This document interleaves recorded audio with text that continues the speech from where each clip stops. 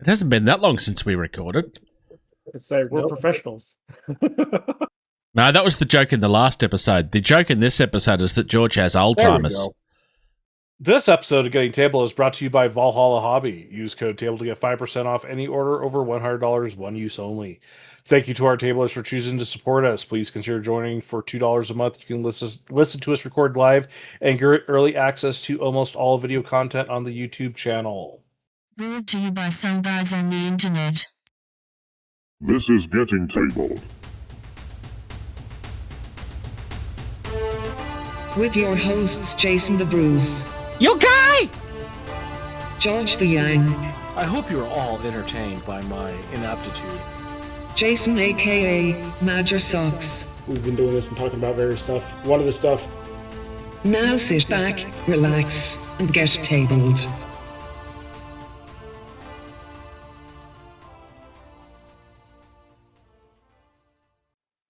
Hello, future people, and welcome to episode 186 of Getting Table with your host, Jason the Bruce. Hey, I don't have a description. I was half waiting for my insult. Yay! I got away with it. It's because there's the video version. People can see your face. That's enough. That's fair. That's fair. I mean, how dare you?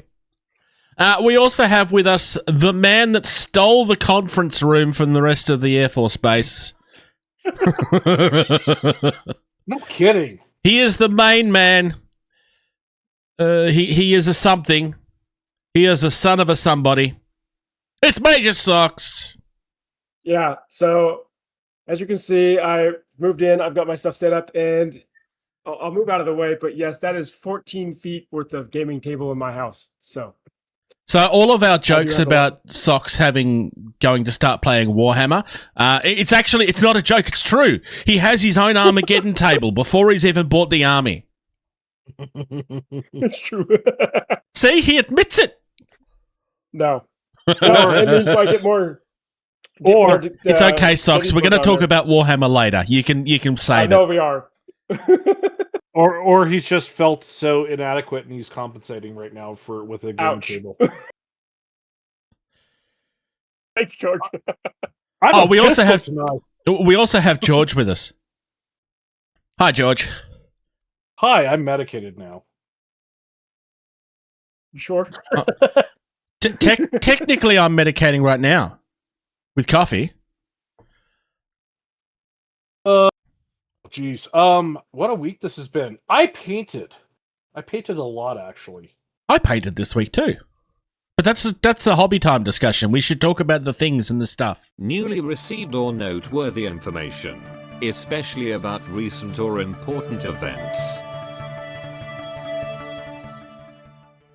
I'm not going to lie. There's something I like about when our banter that happens naturally sounds like we planned it. That's the best banter. Yep. We are starting with Black Site Studios, who we haven't really looked at for a long while. No particular reason. It's been a while since they've done a new game, I guess. They have a preview that went up, I want to say 2 days ago, and they're doing this on their backroom system again, so this is through their own website as opposed to using GameFound and stuff like they did recently. They are doing a new game called The Last Signal. This is a solo survival miniatures game. So some people are going to go, oh, hell yes.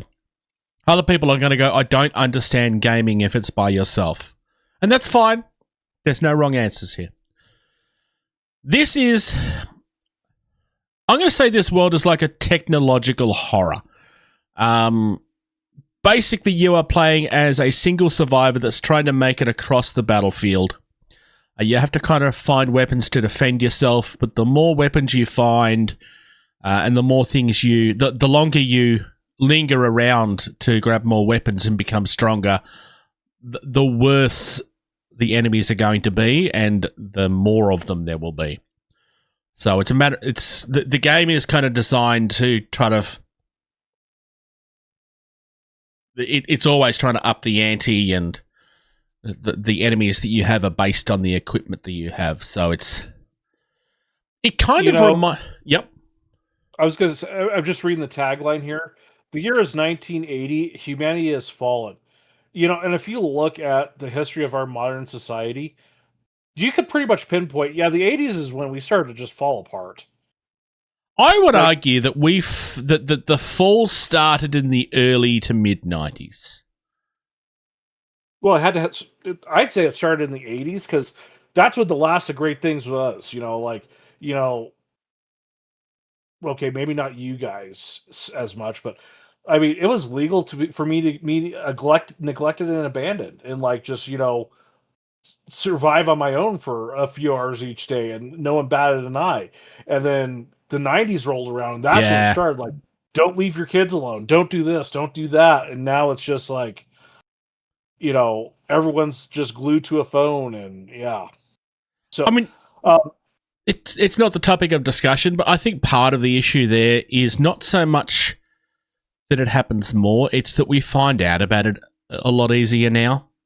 But there's probably no more problematic things happening in the globe now than there were. Not per person, at least. But we find out about it way easier. Oh yeah, like all this crap I did when I was a kid, none of it was documented because you couldn't. That's because it never happened, George. It definitely never happened. I am an angel.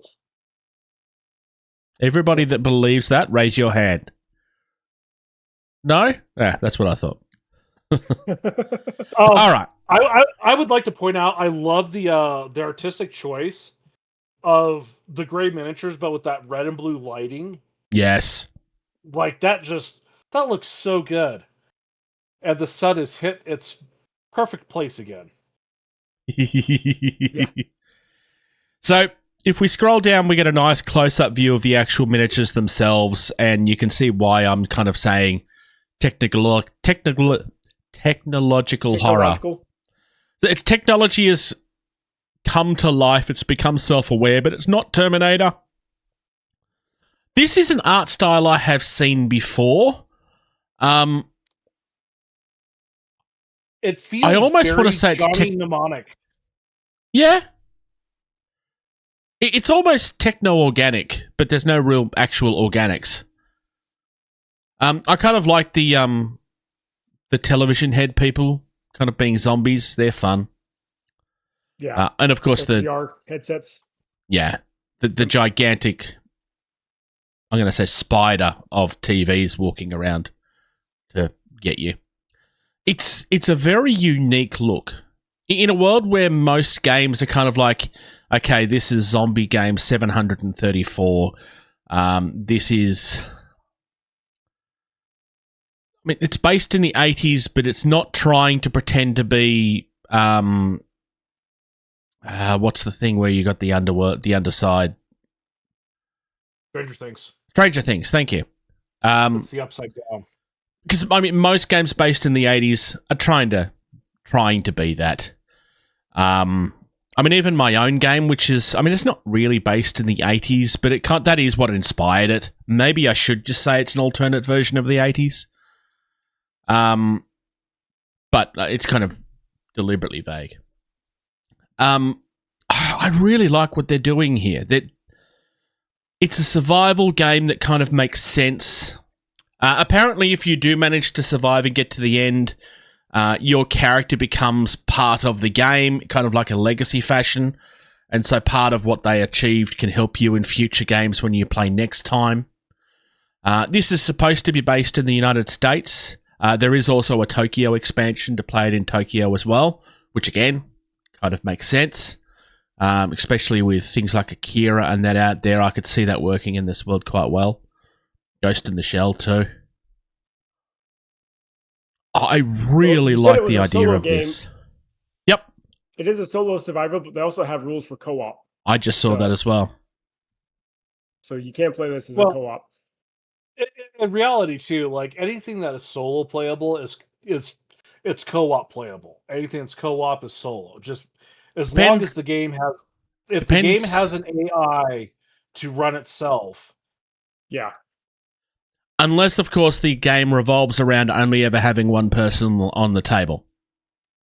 And then you got to do a lot more work.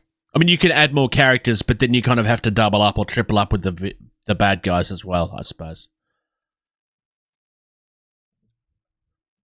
I mean, look, it's your game. You can do whatever you want with it, ultimately. Yeah. I really like what they're doing with this. I've said that a couple of times now. But I also really like the buy-in for this. It's not overly expensive. You can easily do it digital. It's probably a really good example of something that's worth buying digitally. And if you want to retheme this, if the whole technological horror thing doesn't do it for you, it's miniature agnostic. There's no one that says that you can't swap them out for zombies or mutants or World War II Germans. Like you can make it whatever you want. If you want to make it a game where your Rambo is trying to survive against a table full of Looney Tunes characters, you could do that. Also, good luck surviving that. And it's played on a small area too. It's played on a 12 by 24. And so it's a very, very small area. So you can easily play this on any kitchen table that you may have. And like all of the best games, it's D10. Or coffee table, yeah.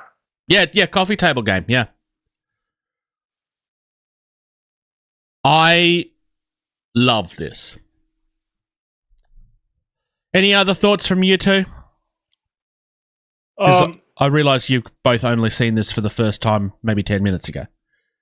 Just kind of perusing it. They're horrible, awful, terrible people by using the Affirm payment plan system, which allows you to do the full pledge for $16 a month. That's very affordable, George. $16.25 a month for a year, and you get for the all in. $180 for all in is not bad. No.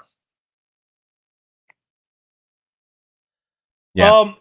Again, Blackside Studios, like, they just do this little, like, niche, like, we're gonna do like this very specific thing, and given their track record with, you know, Don't Look Back and stuff like that, they obviously know what they're doing. They're not making garbage, you know, like something like this is just like, oh my god.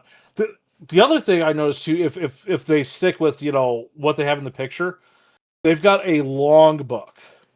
Mm-hmm.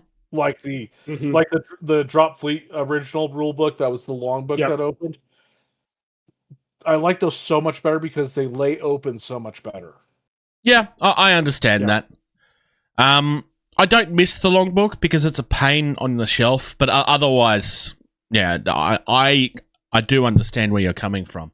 The terrain is also quite good as well. These are more, from what I understand, these are more like, from what I understand, these are more suggestions of what would work with it as opposed to unique things for the game itself.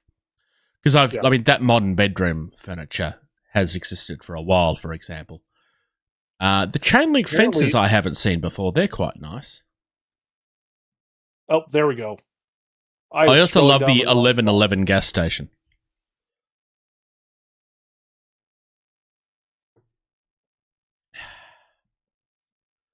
So, yep, that's our first one. I think it's a pretty strong start. Let's move on to XCOM. Remember our recent conversation about how, you know what, I'm surprised this didn't happen earlier? Like we recently had this conversation regarding StarCraft. Yeah, I'm surprised XCOM hasn't happened earlier. I mean, the game literally plays as a turn-based simulator. I'm not an XCOM person. I have never played it. Turn-based games kind of irritate me, but that's a me problem. But when it comes to growing up, I remember. When it comes to translating to the table, you played this a lot? My dad did. Did you play the remake or the redo of it? I never did. My dad played a lot of it. Because it was redone, I want to say 10 years ago. And arguably one of the more successful game launches for a long time. It kind of feels like this is a very easy game to translate. It's being done by Matyas. Apparently the rule set's being based on the 5 parsecs from home, which I haven't played, but I have heard good things about. Honestly, it's very early days. We've got previews. We've got the grey showing up down the bottom. It feels like a very easy win for Modiphius. I don't know if George has any thoughts or not. I'm pretty underwhelmed by this. Like, this is... I understand, like, what you're saying is, like, this is a intellectual property that it's very easy to convert it to a game like this. Mm. My problem is I look at this and it's like, oh, it looks like everyone else's attempt to kind of do kind of this genre, like, it's like the Call of Duty, the Modern War. What are the two big first-person shooters? There's Modern Battlefield. Battlefield. That was the. It's like, it's the same kind of game. Like, yeah, I mean, this is just a preview, so we don't really know anything else yet. That's fair, true. Yeah. So. But I mean, it's a turn-based game where it's you versus aliens. Some of this is just going to feel generic. Yeah. Yeah. I'm also kind of, like the XCOM guys, they are managing to do every sci-fi military stereotype in that one squad. Yeah. Yeah, and that's despite the despite it clearly being sci-fi, they are still managing to achieve that.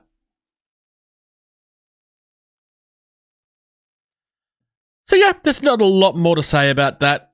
Let's have a look at some Bushido. Starting with, I think I'm just going to say that this is my favourite straight off the bat. I mean, it's a Seahorse Warrior. How can you not like this thing? It is a really, really cool idea that really shouldn't work. But here it is, and it's working. I love this thing. It's a Ronin. It can work with a couple of different factions. But yeah, it's a Seahorse Warrior. Again, pretty unique.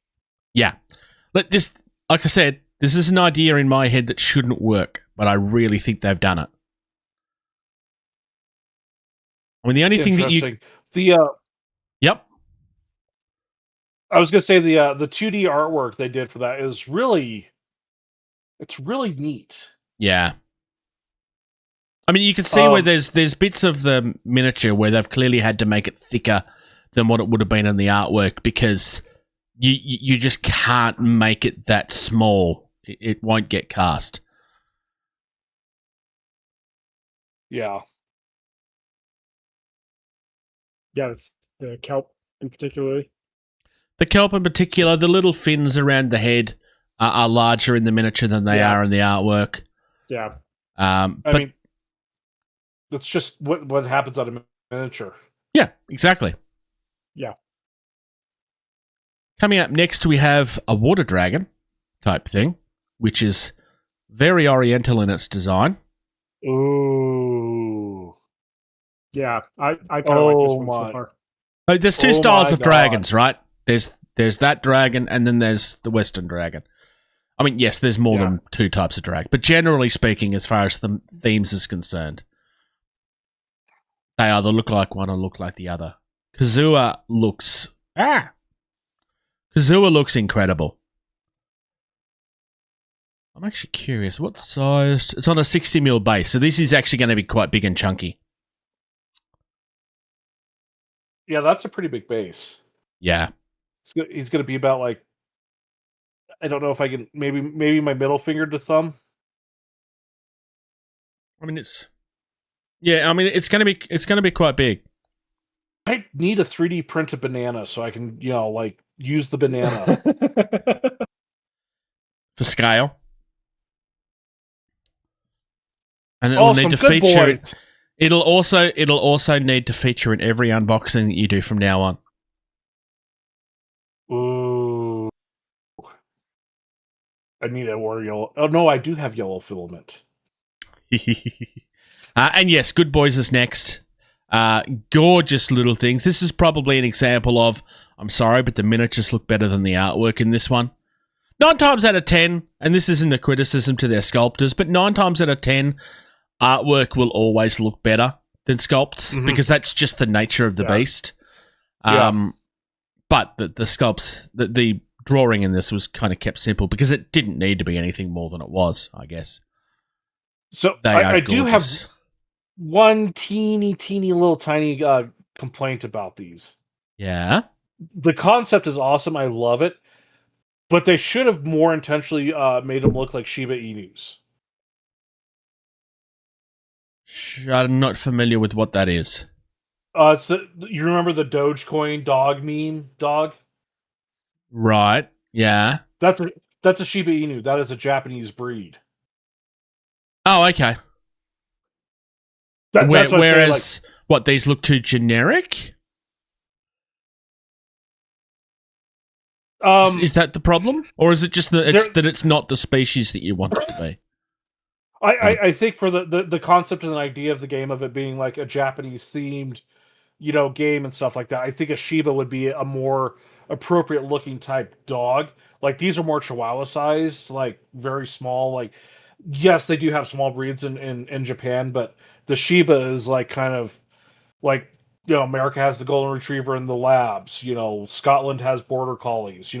That kind of thing. I think it would have been a more aesthetically better choice to do dogs that look like Shibas. That's fair. I mean, they may be saving that for a future release potentially. That's fair. Oh, yeah. This is a pretty strong release wave. Lord Toad is next. You mean he's a toad? I would have never guessed that. Oh no, it's definitely not clear. Definitely not clear whatsoever. The very strong release wave this one. Lord Toad is incredible. I would say that the artwork and the miniature are kind of right there next to each other on this. I don't know why I'm comparing the two. I don't normally do that, but I don't know. After the first comment, it's just continued on. I mean, again, you still have this, like, there's details that are thicker because that's the way it works in miniature games. Like the buckle, specifically, or the ring, rather. The metal ring that's holding his drinking vase on, or the water jug on. I keep on accidentally clicking and making it go away, and it's irritating the hell out of me. And I love the whole fan attack thing. It's just a really cool looking weapon. I mean, it's a boat oar, I guess. They're calling it a Gumbai. It's looking at the mini, it looks like a boat oar, but looking at the artwork, it does look more like a fan. Yeah. Yeah. I think that's just going to be another one of those things where it's because you need to make it thick, otherwise it's not going to cast properly, or it's going to warp, or it's going to, let's be honest, break. Which it probably still will, but... I mean, most swords in miniatures are thicker than they should be. I know I'm not saying anything that we don't know here, but... Yep. Something a tad more generic in the next one, that's not necessarily a bad thing. We got another one of the Royal Court here. I know that's not what they're called. The Golden Legion. And I think this guy looks awesome. This is just a guy with swords, though. It's not, oh, hey, what did I do there? It's not even a sword. It's a whip. Well, there's a whip in one hand. Yes. Oh, right. Yes. Sword. Yes. I just realized what you're looking at. Yep.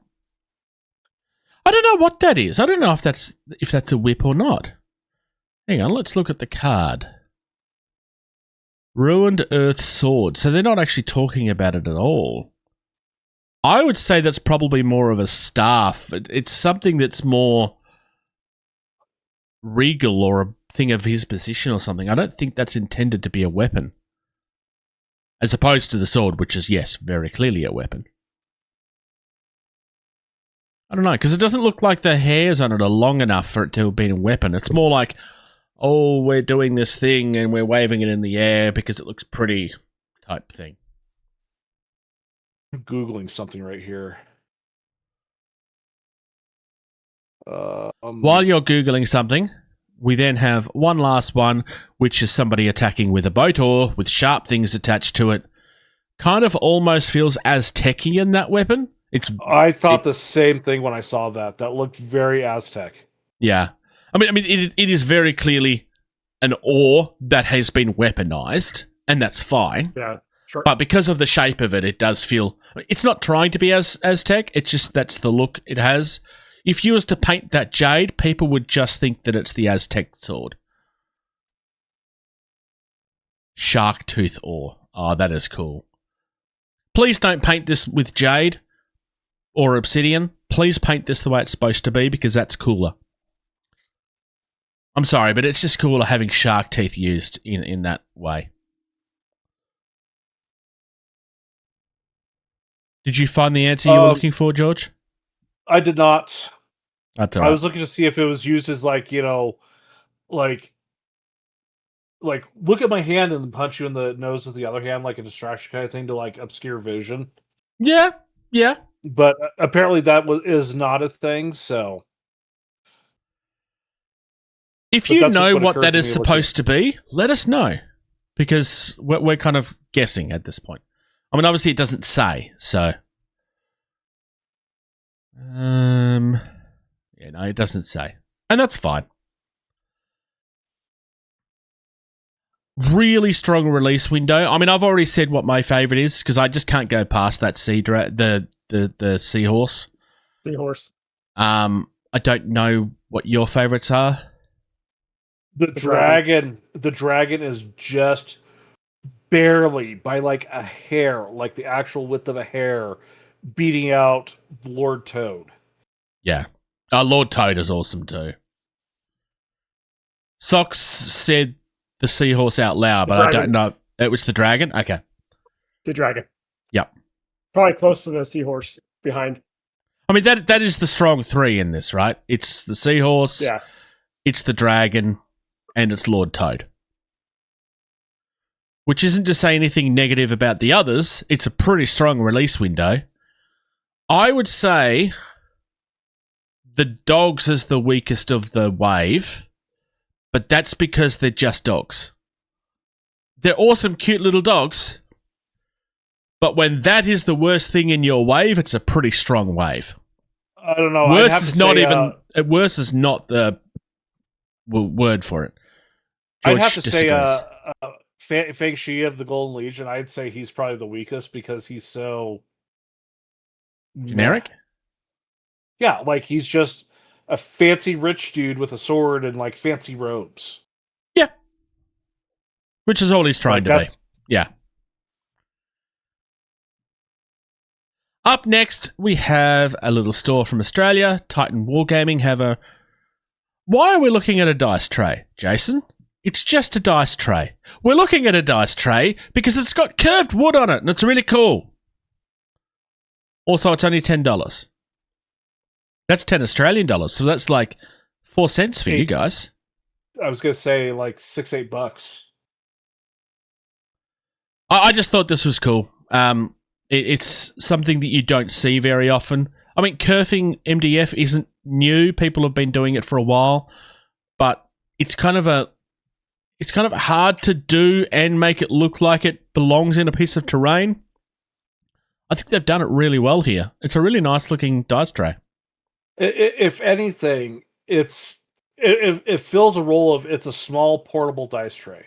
Yep. Like, in the world of like, the snap together leather things and stuff like that, like, pull the felt out, you could custom paint this to match your army, whatever. You could make it look like a hot tub, put it on the roof of...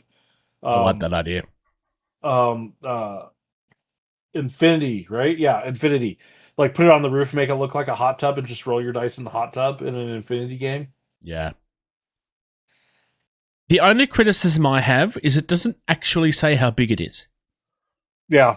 I don't imagine that it's going to be this big, because it's $10 for goodness sake. I couldn't think it'd be more than 5 inches by 5 inches. That would be my guess. Is somewhere around probably 4 or 5 inches, because I don't see how the guy makes any money otherwise. Yeah. Mm-hmm. Something nice and simple. Something else that's not simple is painting miniatures. Hold opinions from the audience as we look at this next one, because I have a feeling that there's going to be some people in our audience that's going to have some strong opinions on this one. I think we should actually talk about the new miniature painter simulator. George did say that he has an opinion on this, or he has an argument for this. I can't remember your exact wording. But before we get there... I do have a valid argument for this. Yeah.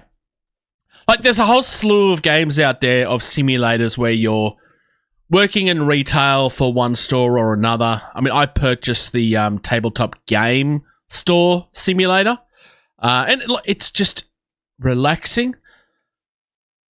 If you can make working in retail arguably the most toxic job you could have on the planet enjoying and relaxing, there's something to be said for the medium itself. And you know what? There's plenty of people out there that may not have the skills or don't think that they have the skills and not sure if they would enjoy something. I genuinely think, as much as it's easy to look at this and go, ha ha ha, why would you do this? I genuinely think there's a reason this game exists.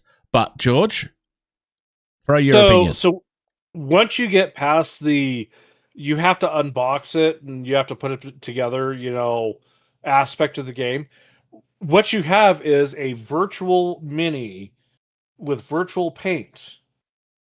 So, what can you do with that? You can test a paint scheme to your heart's content. Doesn't look right? Change the color real quick. Like as much as this is I just sat down and put a mini together and then paint it, and I need to let it coat dry. What am I going to do? I'm going to do a mini painting simulator. I'm sure there's some people that will enjoy doing that.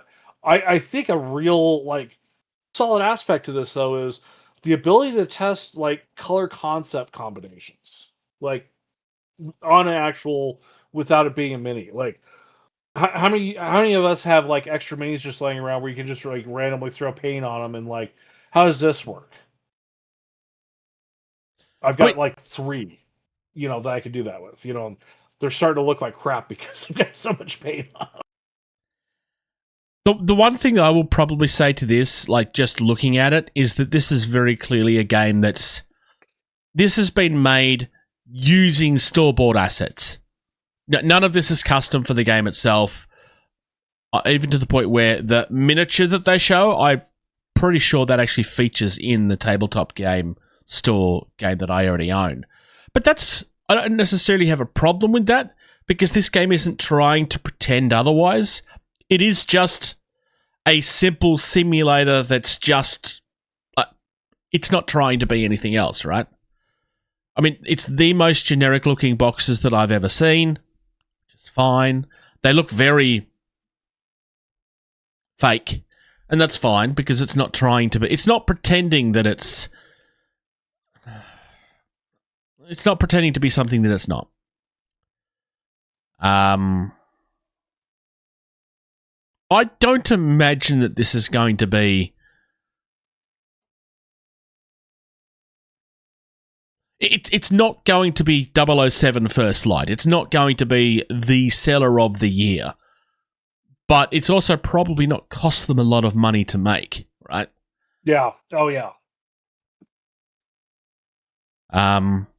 Again, I think there's going to be a lot of people in this hobby that's going to get very upset about the fact that this game exists at all. And I'm not going to point any fingers. I'm not going to name any names. I'm pretty sure we all know at least several people that we talk to on a regular basis that would fit in that window. To be fair, Bruce, you could say that phrase. There's going to be a lot of people in this hobby that will get upset about this, right? And just point at something. Oh, yeah. Yeah. I mean, it goes without saying.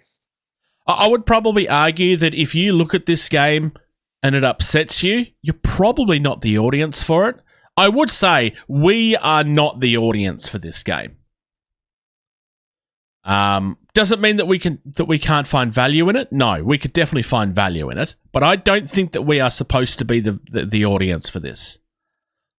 The people that this is aimed at are just the people that enjoy the relaxing games, and or people that are like, I'd love to try this, but I'd love to try it before I buy it. Probably not a great way to try the hobby, but there are people that will do that. Do you have any thoughts, Socks? You're being quiet. So unusual for you. Oh, it's because he's muted.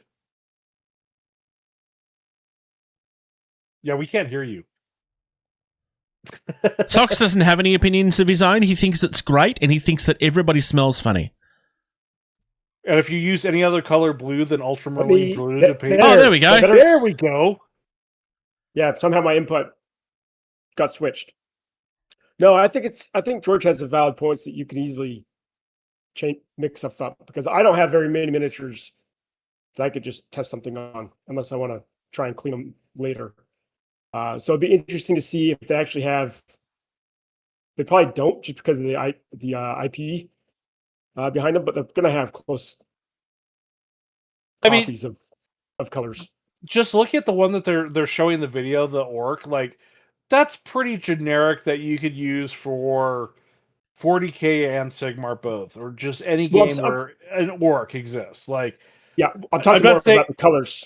Yeah, I'm not saying you're going to have like a perfect, but you're going to have like a close enough, like, this looks Space Marine enough is for me to, or guard enough, or whatever. Like, it's not going to be a perfect, test out the paint scheme, but it'll give you the ability to kind of test it without, wasting a mini. It is also probably worth noting that I'm pretty sure at least part of this has been done by AI as well. That thumbnail is definitely AI. But it's not really the important part of it. Again, like, I don't think that we're the market for this. Doesn't mean we can't appreciate it. Ironically, I think the market for this is the non-tabletop gamer. Yeah. Mm-hmm. Are you excited, Socks? We finally get to talk about something that you're interested in. Powers? No. 40K. It's your favorite property. I think I briefly mentioned this book last episode because we didn't have it up on the website yet. It is now live. So the Combat Patrol Companion, for those that have listened to me for the last few episodes going on about how I'm disappointed they've done nothing with Combat Patrol, don't point to this and go, hey, Jason, they've been listening. Here it is. This is not the product that I wanted. And in fact, I have a problem with the way that they've named this product. It feels extremely deceptive. I don't remember if I said this last time or not. The Combat Control Companion is not for Combat Patrol. It's a hobby book designed for new players, teaching them how to get into the hobby. It's all of the simple, this is how you cut a sprue, this is how you paint a miniature. It's all of essentially the... I don't necessarily mean this as sarcastic as it's probably going to come across. All of the simple advice you get for free at a Games Workshop store is essentially in this book, which is fine. Or any YouTube video or... Yeah. Your gaming club that you have. Yeah. So it's a very simple product. The problem I have with this is it's been called Combat Patrol. People are going to buy this thinking that it's called the Combat Patrol Companion. People are going to buy this thinking that they need it to get into the Combat Patrol version of the game. There's like one page at the start of this book that's like, everything you need to know about the game is here. You go online and you get it for free here. They should have called this book something else. Because it is essentially the getting started book that they had last edition. I personally think they've named it this way deliberately, and that's why I'm unhappy. Because I believe they are deliberately deceiving people with this product, and it's wrong. Yeah. If this has been done accidentally, then whoever it is that's responsible for it needs to be raked over the coals for it. Because this should have been picked up. I don't believe this is accidental, but if it is accidental, Lord knows if there's enough loud voices about it, they will probably pretend that it's accidental. But whoever's responsible for ticking the yes box on this name needs to be raked over the coals for it. It's wrong. It's deceptive. And again, I believe deliberately so. Getting off my high horse now. Is the product itself a bad thing? No, I mean, there should be again, yes, you can get all this advice for free online, but that doesn't mean the product shouldn't exist. I mean, you can monetize anything you want. Probably shouldn't call it something that makes it sound like it's something else, though. Yeah. Yep. If War Cradle released a book tomorrow that was Dystopian Wars Campaign, and it was a book about hobby and the story of the game and stuff, people would be very upset because they'd be expecting a campaign book, and that's not what it is. Yep. Companion is a generic term that could mean anything, so maybe that's not a very fair comparison. But, yeah, this is not okay. Yeah. The next thing is a little bit more interesting. So, the City of Ash box came out about a month ago, sold out immediately, which is pretty much what most people expected. Ironically, turned up at one of my local stores recently. So, either there's been a pre-order that was cancelled recently, or there's still stock out there that people are getting their hands on, which I find very interesting because it's still marked as sold out on the website. Because it was only ever supposed to be a FOMO box. Like, if you're scared that you're going to miss out. Yeah. They are releasing the gaming pack. They did this for the Fire and Bone set as well. I have memory of the other one coming out much later, like a good couple of months, but maybe I'm wrong on that. This is like a month later and it's already out there, as it should be. I'm not criticizing them for this. The Skaven from that box appears to be getting released as a regular release as well. Obviously, it's more expensive to buy it this way. That's by design, because you missed out. And now you will buy it, hopefully, without thinking about it. But this is the next season of Spearhead. I think the terrain in this box, which most people will have seen already, but this is much better than the terrain in the previous boxes. And it's not even close. I mean, I showed the ones off that I painted from the original set. They were like, it was like very simple ruined walls. These actually look like buildings that have gone and not survived. This is a much, much nicer looking box. And I was already happy with the previous one. But this, like, the little wall out in front there, that was essentially what the previous ones were, but it was in an L. It would have been slightly longer and with a shorter edge on one side. It's nice to see something that's just not ruined Gothic something or other. Yeah. Mm-hmm.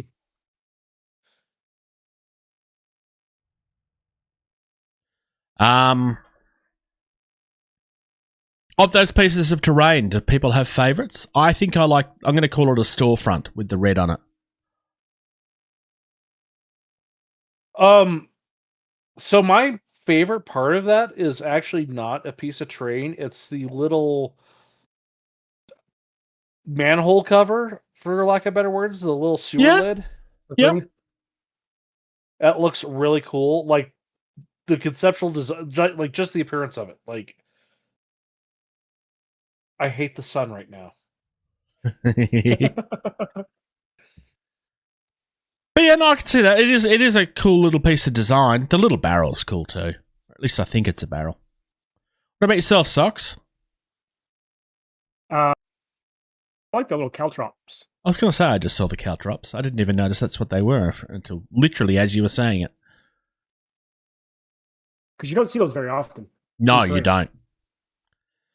And they are something that is used by the Skaven in lore. Because these are supposed to be ninja rats, right? Oh, yeah. I wonder how big a caltrop is in real life. Because I don't imagine that they would actually be this big. They vary in size from like half-inch-ish to like 2 inches. Okay. So about the size of a Lego piece. I mean, yeah, that's... Yeah.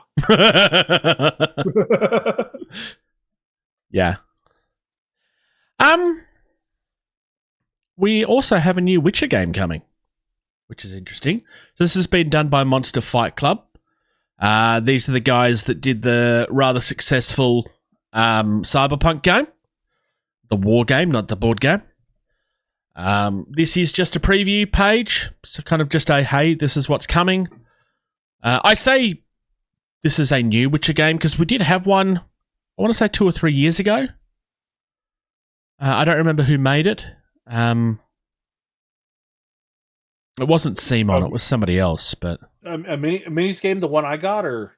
Oh, it is you that had it. I wasn't sure if you had it or not. Who made that? Yeah, let me look. Something red. I could just let me go grab a box. I'll be back. While George is gone, we can continue looking at the minis. So we have Geralt's Warband here, which is the main one that's pictured up on top here on the left. And we have, was it Lethros? Letos. Go on board. Oh, okay. Yep. It's backwards for the camera, so... But that's who made that. Yep. It's actually the right way around for us. It's just backwards for you. Oh, is it? Yep. That's why I flipped my image recently, because otherwise my stuff always appears reversed on camera on screen. Because it's always your camera is always reversed for you for some reason. I don't know why they do it. It irritates the life out of me. Okay, well then never mind. Interesting looking game. Like, it looks simple. I don't mean that in a negative sense. Like, it doesn't look stupidly complicated. They kind of like, they seem to still have the same range from Cyberpunk, where it's not so much a measurement, but they have one distance and its color represented how far away things are. But again, this is just a preview page.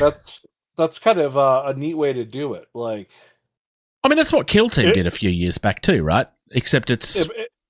Prevents the fidgety arguing a little bit, I think. Yep. Yeah, because something is either in or it's out. Yep. Socks, did you ever play Witcher back in the day? No. No. It is a good role-playing game if you're into role-playing games. I did play it a little bit. I kind of only got so far. I bought the game later. I didn't buy it when it was popular. And I kind of played it for a little bit and then got distracted by other things. I like that it's got a reaction system. You do see it a little bit more often now, but you don't get it a lot. It's not something that you see maybe as much as I would like to see it. Yeah. It's kind of hard to say anything else about this yet because, again, it's just a preview, so we'll have to wait to see to some extent. Yeah. Cromlecking again. And this time, they were releasing something that I think every gamer needs, realistically. Everybody needs an old fortress. And this one, I'm totally going to steal Ben's remark from The Weekender. This one looks like the castle that everybody used to draw as a child. I mean, quite literally. It kind of does. The thing I really like about this is it is actually, you can actually purchase the fortress in separate pieces if you wanted to. The reason that I linked the opening page to this and not the fortress itself is because there's bits of this that you can purchase separately. So in theory, you could like swap the walls out with the ruined walls when a wall gets damaged, or you could buy extra of the walls to make it bigger than it is meant to be originally. Obviously, you can surround it with the boats and barges and stuff. If you have a game that's fantasy, at some point, realistically, you are going to want something like this. I mean, it's something that used to be extremely common in the hobby. It's not so much anymore, because everything is ruins and stuff now. I think this looks magnificent, though. It's very simple, but it's simple in the best way. But my favorite piece about this, like, simple in the best way, the wooden stairs. Yeah. Yeah. Like, how good are those? Like, it's just, they look large enough that a base can sit on it. Yep. It's how wooden stairs would have been done back in the day. It's like, they're literally perfect. Yeah. For €3. Like, my God. The other thing I like is it looks like you can actually play the game out on the walls. The walls aren't an inch thick. Yeah. They are large and chunky, and it feels like you could have two bases next to each other fighting for the top ground. It's only like the entire castle kit is 14.5 by 14.5 inches. Yeah. Because it's a fortress, not a castle. Realistically, if you want to make it bigger. Yeah. If you was to, the ruined walls do come separately, but like if you wanted to make this to be a ruined castle, buy a couple of sets of those ruined walls, break it apart across the table, and you've essentially got a game in a box. Yeah. You're fighting over the ruins of a long-lost castle for whatever is hidden underneath. I like the 45-degree walls, too. That way you can make them curved or angled instead of just the 90 degrees that you sometimes see generally. This is where I think they've been really clever, because they realize that, yes, it's just a fortress, but if we make 2 or 3 products, we can sell this as a lot more. Mm-hmm. Because you buy a couple of sets of those and a couple of extra sets of walls, and then it's not just a fortress, it's a castle, or it's a stronghold, or it's a castle.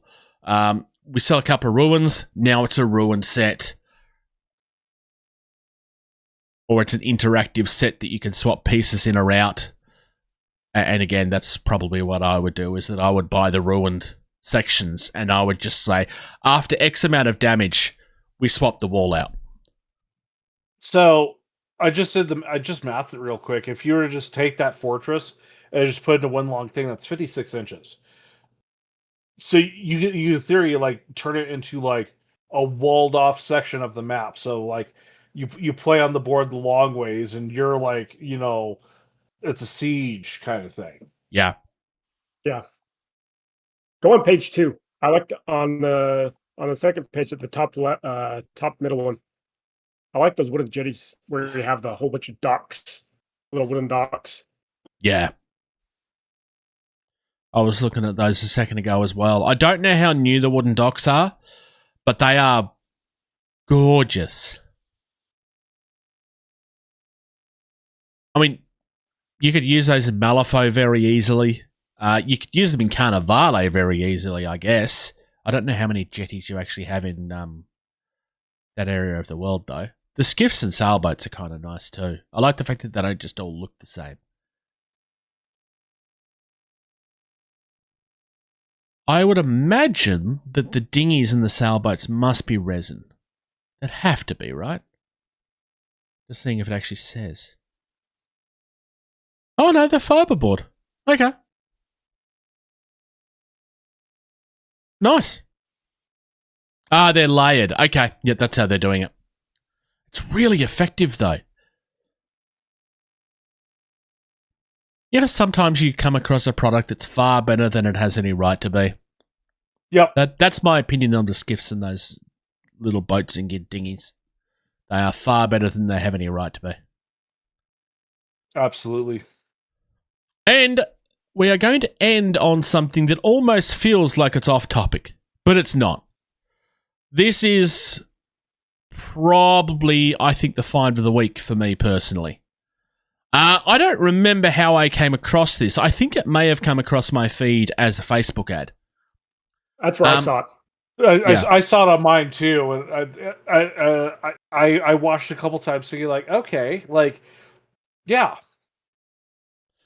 First things first, this is not cheap. We looked at something else with a similar idea a few years ago. I think it was a soccer one. It was just I thought it was a baseball game, but it was just straight up a board game. Yeah, where this is, it's almost like it's shuffleboard, but as a baseball game. So you've got elevation on this. I'm trying to find a decent. So the layout of this, the actual, is it the pitch? Is it the home base? What do they call it? Home plate. Home plate. Thank you. Is elevated above everything else. Oh, yeah, okay. And then the infield is elevated as opposed to the outfield. It kind of drops down. And then at the end... It steps down. Yeah, it steps down, yeah. And at the end is the lowest, I'm going to call it the gutter, which would be the area that's like against the wall. But in this, it's not an automatic strike. It's you're out because you've been caught out. So you've got to kind of get as far as you can without going too far that you fall into the ditch, essentially.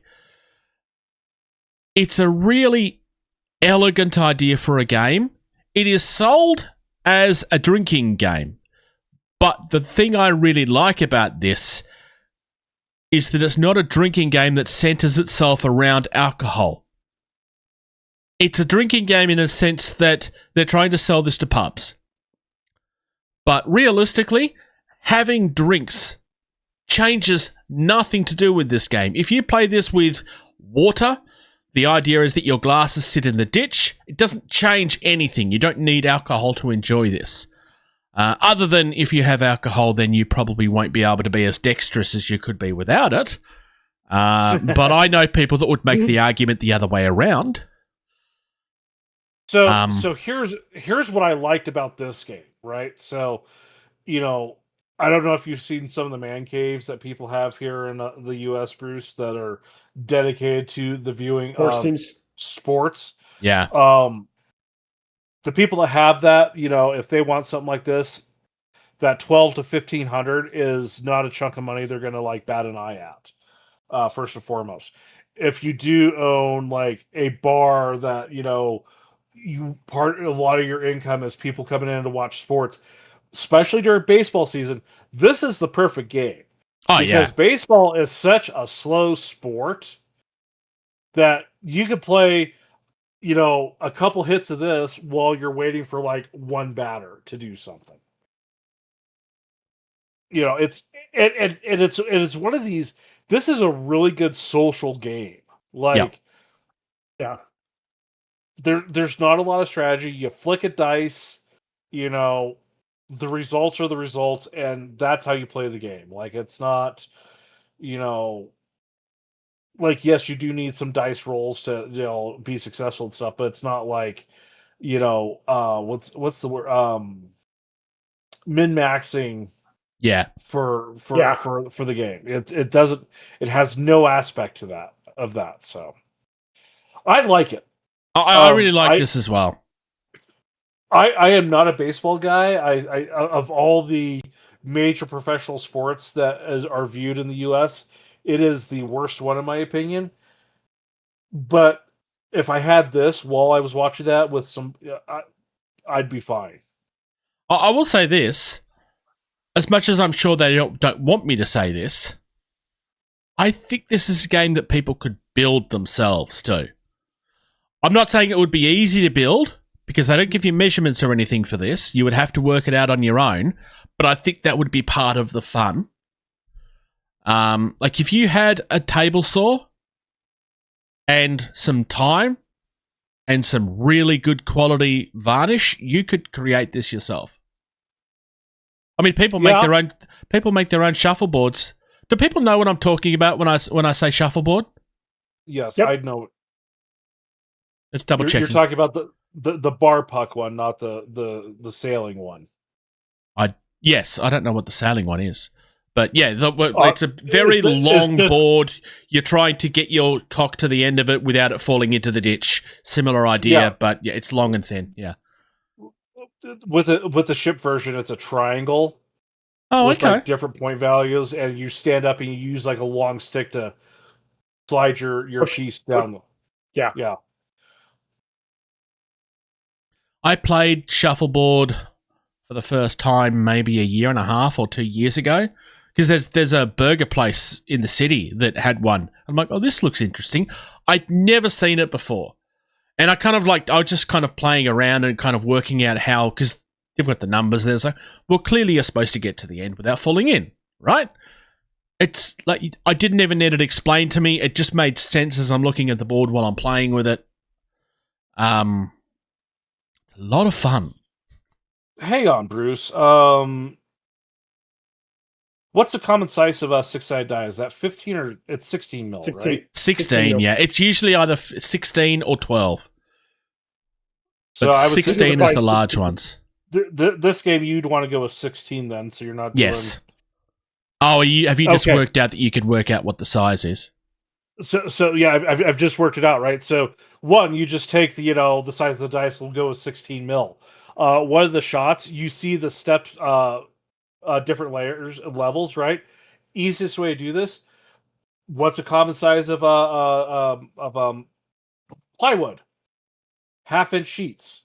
Oh, yeah, Because true. if you look, that's the step is slightly smaller than the dice itself. And if you do the math on that and convert it, 16 mil is 0.625 or 623 inches.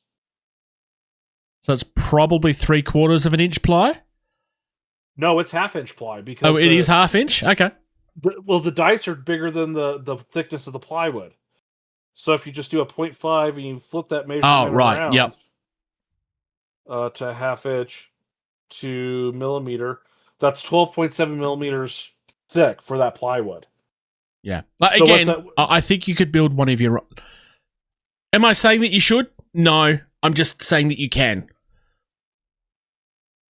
I think it'd be fairly easy because all you'd have to do is just work out a couple, like how big is the infield, and then everything else is a pretty. You just expand it out a couple inches. I think it's something that if you you're one of built those weird this, people. you could build a version for pretty much any game. You could very easily turn this into a basketball game. In fact, a basketball version of this is probably easier. Because you don't need the Maybe. levels, right? Well, Basketball's just a would- rectangle. Right. But if you're doing like a 3-point shot, 2-point shots, free throws, like Yeah. but I think you could probably work that out pretty easily.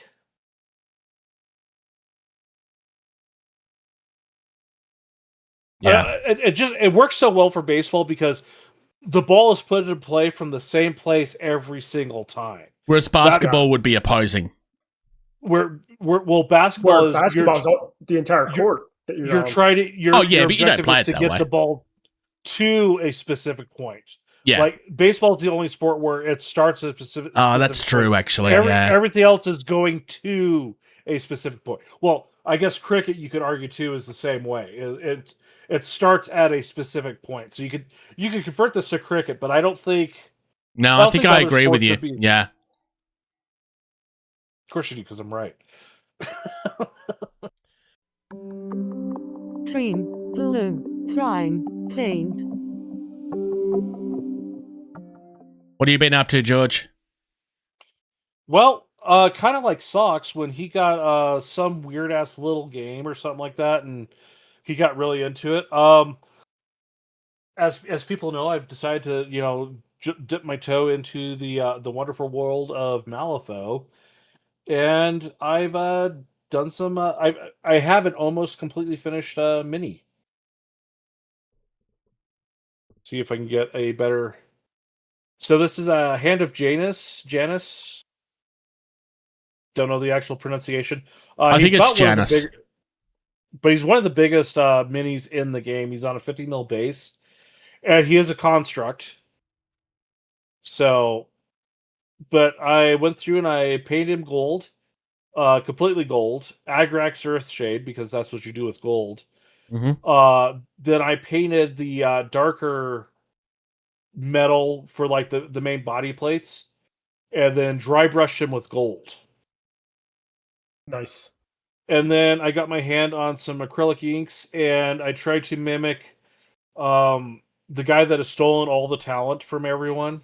that does OSL so well, and I was able to mimic the effect with some acrylic ink and alcohol to get the white to flow, and then I thinned down some purple acrylic ink so it would flow through the 2mm, and attempted to do some OSL for the gems, and it's nowhere near his level of quality, but for my first attempt I feel I did a pretty bang-up job. Given that it's your first attempt, 100% yes. But to be fair, it actually just looks good too.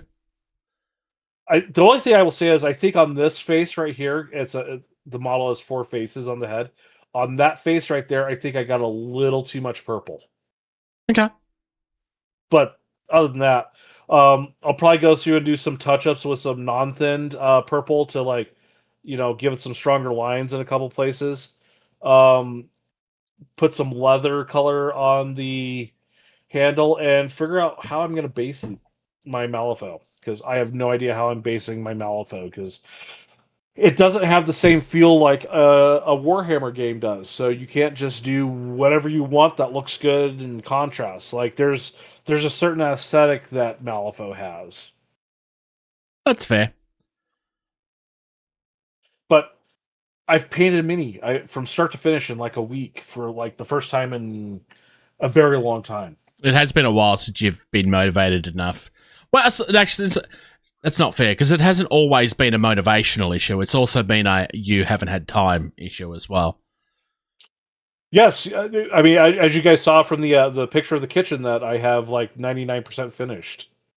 Yeah, that has been eating up virtually almost every weekend of my life for the last few months. Yeah.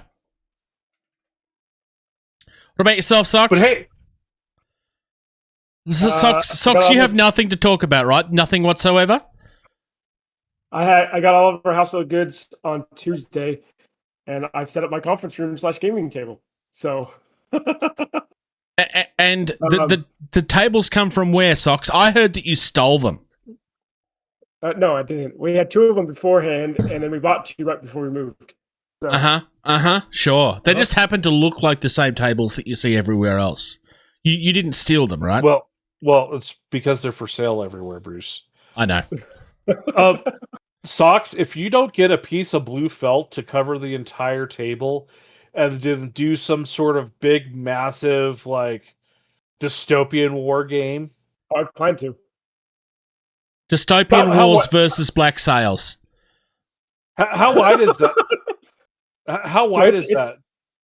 I can get an 18 or 14 by 4 foot table on here. It is only 4 feet wide. It's a little bit bigger than 4 feet. It's almost 5 feet wide, and so it's not quite 6.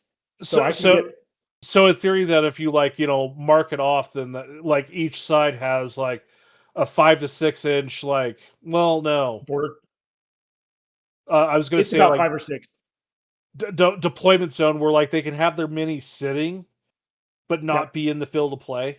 Yeah, correct. That'd be the way to do it.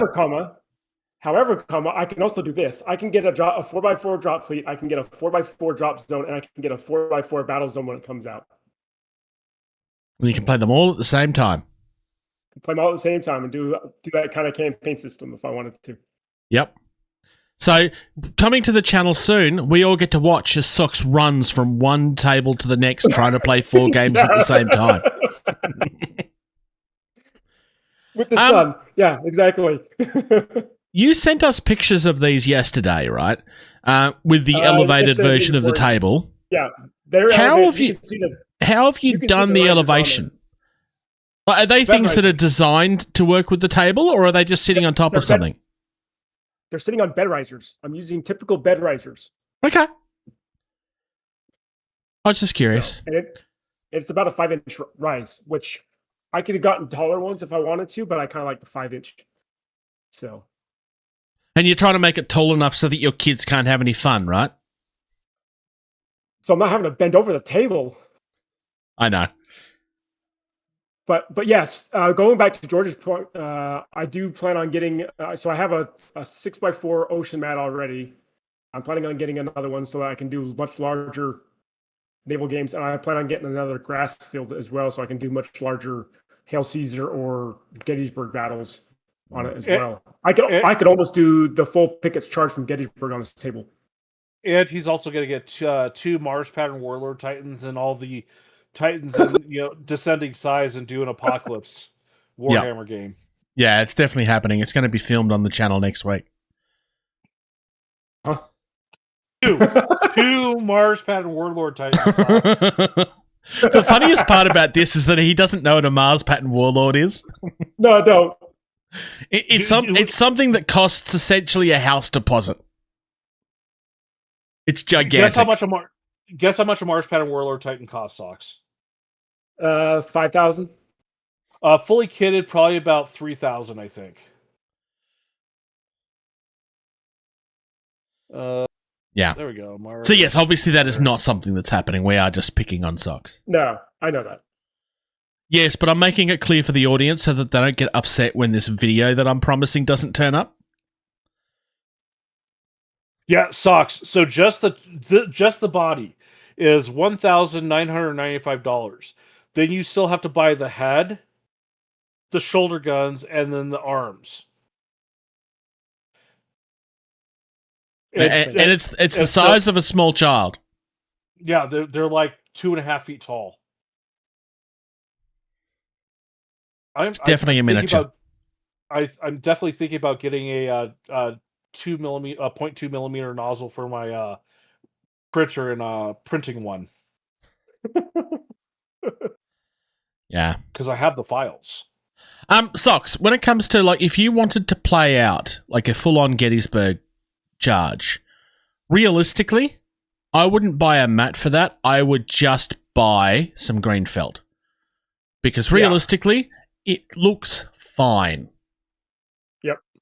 Is it as pretty as the smaller stuff? No, but it doesn't matter. It's just you're not going to get a grass mat that size, and you're not going to have multiples that isn't going to look weird sitting next to the other anyway. And most people, like, you do that, you do a little bit of trim with like some browns or whatever, it'll be fine. I would just do it that way, honestly. It's like it'll be a few dollars per meter at the most, or a few dollars per feet at the most. Yard. We measure it by yard. We do fabric in yards, and for some reason. Yeah, that would be the way to go. And honestly, Socks, it looks better than. Did you see Bruce just stroke a little bit as he tried to just understand the concept of why we still use the Imperial system? Yes.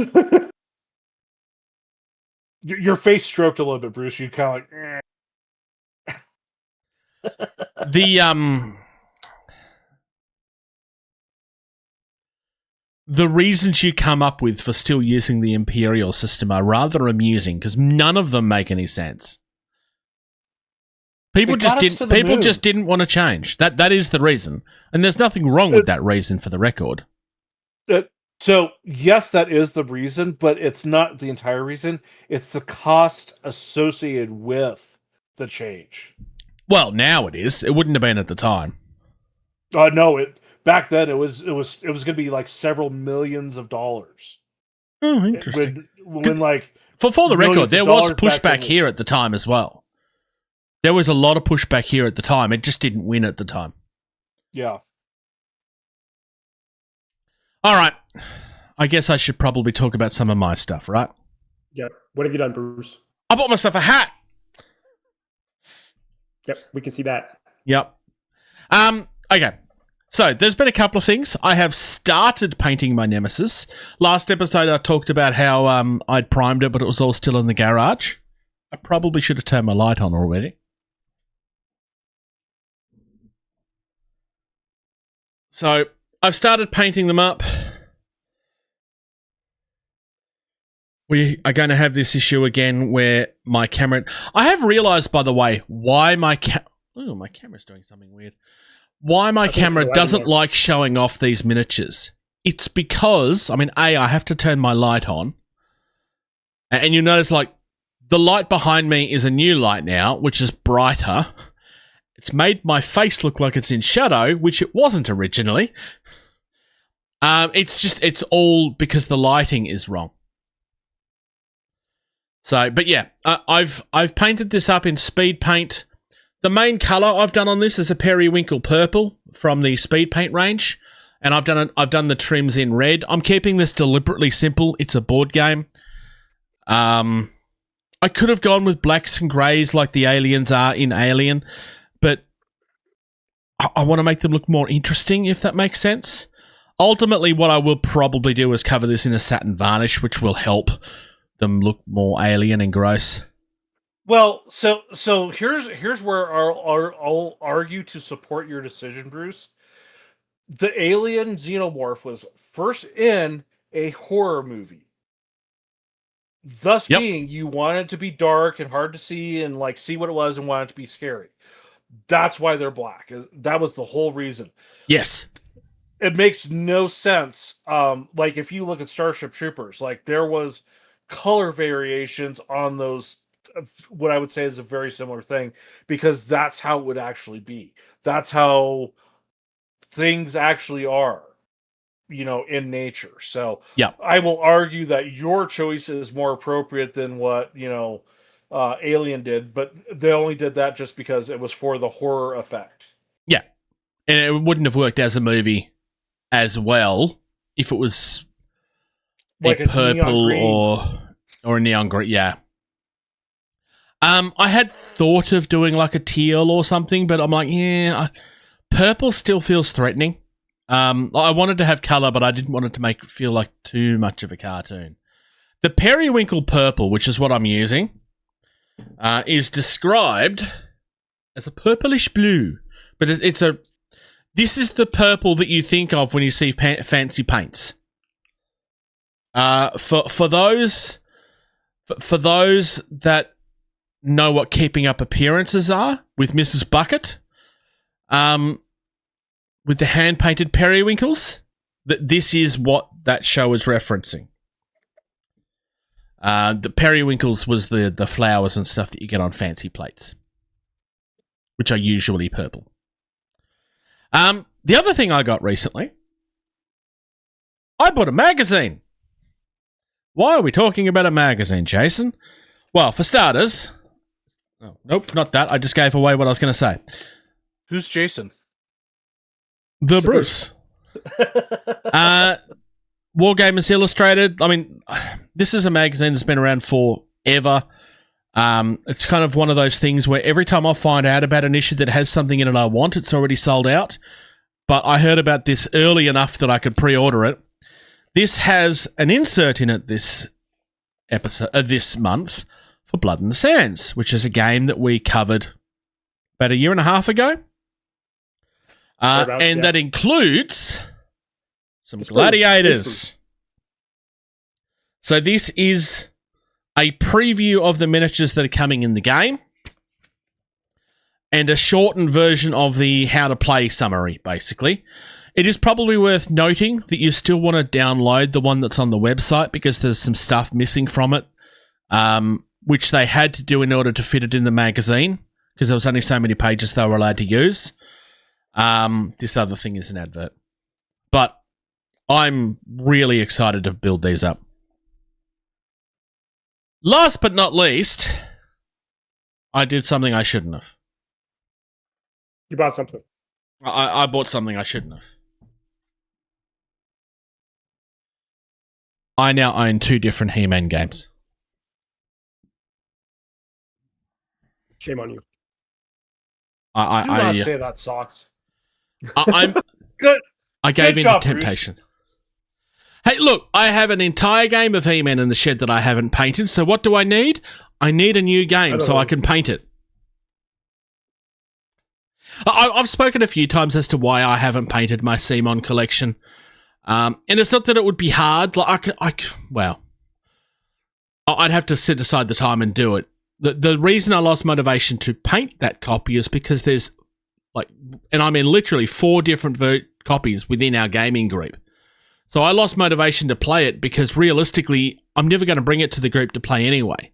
I could paint it for myself, which yes, I should do, but whereas this, you know what? I want to hold these. I want to build these up. I want to compare it with the Simon game so I can go, hey, this is the difference between the two. I'm sure those videos exist, but I kind of want to look at it for myself. I don't know if I'm going to make a video on it. I don't know if it's worth it. Let me know, people, if you want to see a comparison. I haven't opened this yet. So I could do an unboxing. I just don't know if people really want to see another unboxing.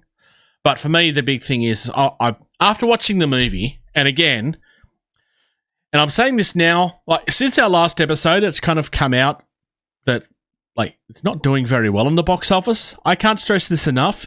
You should see the Masters of the Universe movie. It's actually really good. I've seen it twice in the cinema. I don't do that very often. But I really was motivated to paint up some He-Man. I'm like, yeah, but I still don't really want to paint the Simon stuff. So I bought new stuff. Well, I just looked at my shelf behind me, and that's also a whole lot to paint. It's a lot of miniatures, yeah. Oh my! Not even going into the Kickstarter stuff, the exclusive stuff, the box of power. Yeah, not even the box of power, just the core box. Then the box of power, and then the expansion boxes, and then the terrain pieces, and then the Castle Grayskull, and then so there's one thing about this game though that you did there's 10 figures. Yeah. So and this is the one where their Castle Grayskull is a dice tower, if I remember correctly, right? Yes. Yeah. Although technically this is the one where I wanted to buy the Castle Grayskull while it was on sale, but postage was going to be insultingly expensive. So I'm like, yeah, you know what? I don't need it that much. 100%, I was going to buy it until I saw that it was going to cost me $100 in postage for a $30 item. And I'm like, yeah, no. That's always been the biggest issue is even when I've sent you stuff is just trying to finagle it into a box to not pay an arm and a leg for shipping. I mean, this isn't even coming from the US. This was coming from Europe, which normally is a lot more reasonable. But they're only offering UPS postage to Australia, which is why it's so expensive. Yeah. That, and realistically, it's probably a concerted effort to not screw over their distributors within the country. So if they don't offer a reasonable postage to Australia, their distributors within Australia can't complain that they're stealing business away. But of course, I can't buy the dice tower here, so that's why I was looking for it. But that's okay. I had this issue when I was looking at the original minis as well, because some people may remember I did an unboxing of 2 minis, not for this game, but for the Fields of Eternia game, which is made by the same people. And what I didn't talk about on video was how offensively expensive that exercise was. I paid $80 to $90 a piece for those miniatures by the time I paid for postage. Isn't that about the same time you started looking to that freight forwarding company or whatever? Yeah, that was with the freight forwarding company. It would have been more if I hadn't have done that. So yeah, that's why I didn't consider that option with this, because realistically, it didn't really solve the issue. It's fine. I just don't have a Castle Grayskull dice tower. It's fine.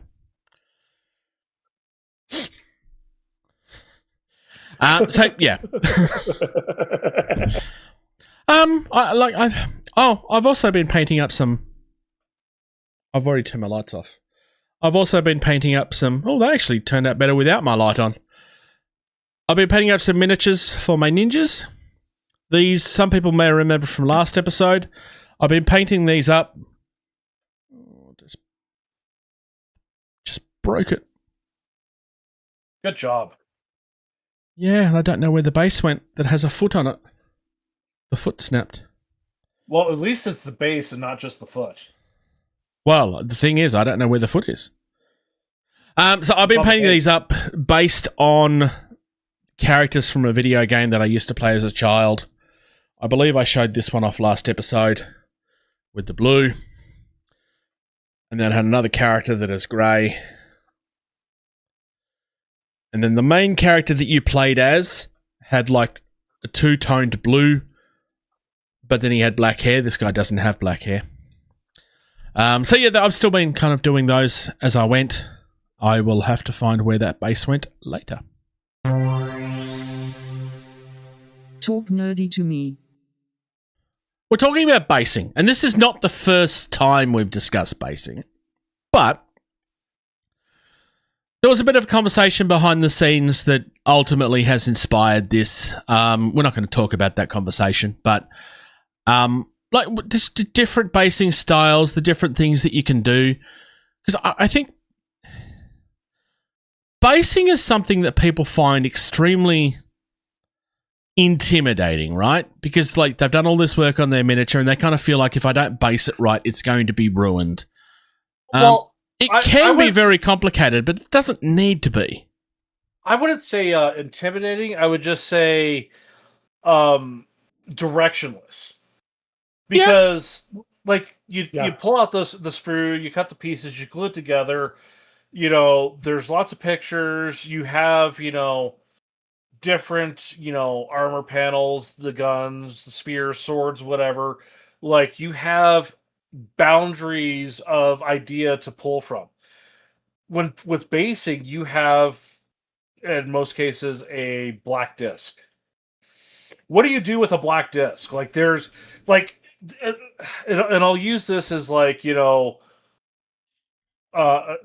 is like something, right? Like, some people, like, they're a hack and slash player. Like, they don't role play, they don't develop their character in their brain, and they don't act like their character. They want to roll dice and kill things. Yeah. That's on the end of those people also tend to not be very creative too, because their stuff is very generic, my character is Wolverine, but I'm not calling him Wolverine. Exactly.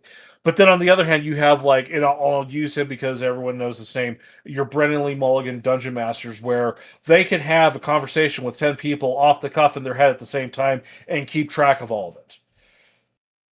Your person who has the Wolverine character that's not Wolverine, they're going to look at that black base and like, well, what do I do with this? And a lot of them to start out with are going to glue it to the base and like, it's done. Yeah. Then you have your Brennan Lee Mulligans, or I'd say where we're at, like, I take my black base, I cut a piece of cork to fit on that, and then I paint the cork and do all my training on the cork, and then I adhere the model to the cork and then that to the base, and that's my basing. Like, I only have the base on there because if I go to a tournament, I have to have that base on there in a lot of the tournaments so that I have the right size base on the mini. But I've done nothing to it. Yeah. Yeah. When it comes to things like this where you have a lot of options, I think there's, to some extent, two different people. One of those people is, oh God, I have all of these options. And the other group of people is, great, I have all of these options. There is a term for like having so many options that it like makes you freeze. I can't think what the term is right now, but it's like a paralysis. Yeah, it's like option paralysis. Or that's like it. Yeah. I don't know if that's what's making sense to me. It's like you've got too much to pick from, and it's like, what do analysis paralysis. There we go. Yeah, that's it. Analysis paralysis. And I'll admit this right now. That's where I'm at with my Malifaux. Yep. Like I've done so many, Fantasy and Sigmar basing. I've done 40K basing. drop fleet, you don't do basing. Nope. So, with your Sigmars and your 40Ks, like, there's a wide range of stuff. You've got your desert planets, you've got your snow planets, you've got your, post-apocalyptic, there's lots of things. And typically, like, what's most, like, you have the theme for your army, and what's most, I guess, common practice is you find a terrain basing that contrasts your mini to make your mini stand out that much more. Yeah. Because those models can do any aesthetic of environment based on, it's a vast world. What I'm running into with Malifaux is, well, it's Victorian steampunk horror-ish. So what that leaves you with cobblestone streets, wood planks, like, because there's an aesthetic to it. Yeah. And when you get into it to where we're into it, well, we've got a combined total of over 30 years of gaming between the three of us, right? You get into the aesthetic is also as important as it looks good with the mini. So, and I've been doing this for a while. I have lots of ideas for basing, and I'm kind of stuck on, like, what do I do? Because, like, and there's the different factions. Like the Bayou faction, like, you could get away with, a more conventional, air quote there, of, I'll make it look swampy and wet and stuff. Like, that'll fit. Yeah. With the stuff that I've got right now for it, though, like, I don't think I could do that. I could do whatever, but I also want the aesthetic. So it's that, how do you do that? And as you progress, like, when I first started basing, and I think everyone could say they were there, like, they'd paint the base so that it was a color, they'd smear some Elmer's glue on it, throw some stuff on it, and that was basing. We're good. Yep. And hey, look, and that's fine and great. That is awesome because you've done basing. Yeah. Like I said at the beginning of it, basing is intimidating because it is that blank slate. When you have a mini in front of you, you have, a palette of of a thing to put color onto. The base is a blank slate. It is at your whim to do what you want with that. Yeah. And I think that's, when you're getting into it, I think that's a little intimidating.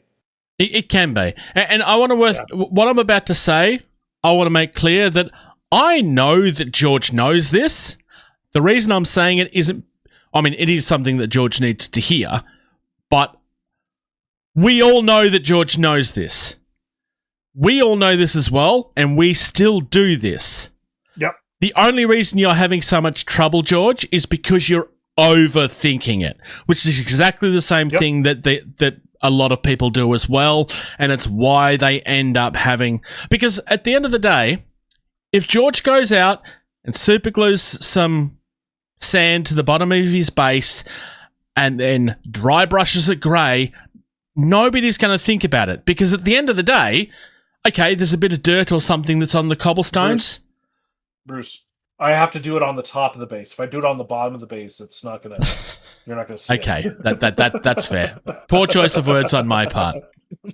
Like nobody would bat a second eyelid about it. There is part of George that's also like, yes, but I'm also trying to get people into this game.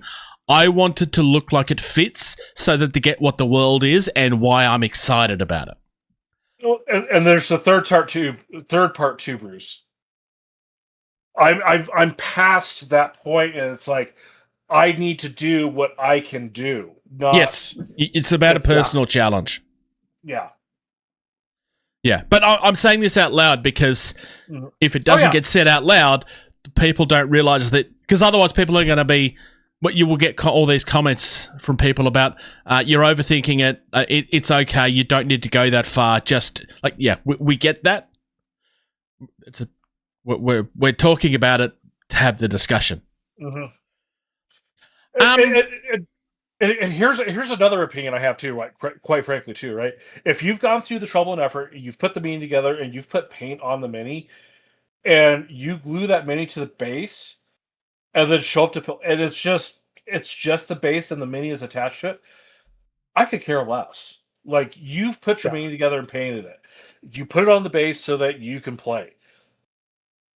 You've done probably like what is the most difficult part of the hobby is, for a lot of people is painting it.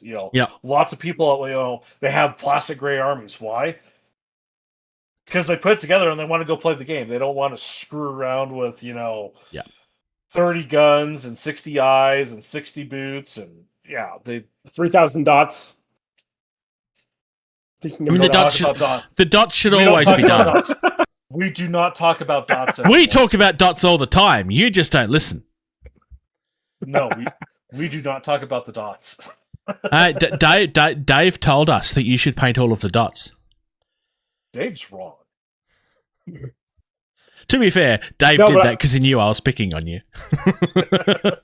I asked him to say it out loud. And you told him to. Yeah, I was going to say, you told him to do that. So, I have a friend called George. Can you tell him to paint all of his dots on his Shaltari?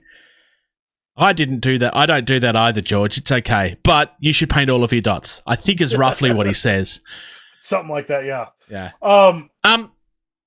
There's different basing styles, right? So, I mean, I've pointed out one already, which is, super gluing some sand to the base. This is the example that gets used on YouTube quite frequently. You can also go, like, the grasses route. You can, like you said, cobblestones. Hypothetically, and this is something I've shown having done on the channel previously, like with my Bot Wars stuff, I just painted the bases. Like, I essentially sketched a base on the base with paint. Because at the time I was trying to do a 2D art style on them, which is it's something I love the look of, but it's not something I enjoy doing. So I stopped doing it. And then there's like the ready to play base style systems. Like Geek Gaming Scenics did. There's a whole range of different products that he made where it's like, this is city ruins. There's one that's like a Tioga Hills, which is meant to be like it's meant to be like Japanese grasses and stuff. There's another one that's like a New Zealand one that just kind of looks like a generic battlefield. And you're meant to just slip and glue them down. There are some people that really don't like those because they're not painted, which is the discussion that actually inspired this conversation. I even found Death Ray Designs specifically. I'm gonna mention them because they make a terrain base that is designed to fit in the little insert portion of a Malifaux base. So I'm going to bring this guy out again. So if you look at the base, right, here's the basing. It's got this little, recessed portion. I can order a pack, and it's like, I think 20 of this size, 50 of like the next size, and like, whatever of like, the smallest size, and it's just glue that into the base. And I'm seriously considering going that route just because, one, it's $18 for that kit of bases. Like, I will be able to do so many with it. So price for whatnot. Two, it looks better than what I could do, freehanding with some green stuff or whatnot. And the time consumption. I can go add to cart, click, and it ships and shows up. I throw a couple layers of paint on it, dry brush, maybe super glue in the cracks, some flock, and hey, look, the basing's done on it. To go further into the rabbit hole of stuff, something I've not done yet that I have thought about, and Bruce mentioned, the terrain board that I'm printing for Malifaux. He had the idea of like, well, can't you just take one of the files, modify it so it'll like work as a base? I have thought about doing that. That will involve me learning how to use slicing software better to modify the file so that it will work as a base. Do I want to do that? I have seen people. I've seen people do it. Doesn't mean I know how to do it, but like, there's a tool in there where you pick a shape. Obviously, your shape would be a round. You say exactly how wide you need to be. It would need to be in millimeters, so you'd need to measure it. I think for a 30 mil, it's 25. I could be wrong. So I would be saying measure it for yourself. First and foremost, like going down that route, Bruce, I would spend the $20-$25 on an actual set of digital calipers. That too. To just measure that. Yeah. Because also, too, if I have a set of digital calipers, what else can I measure more accurately for when I'm doing stuff like that? Yep. So, but yeah.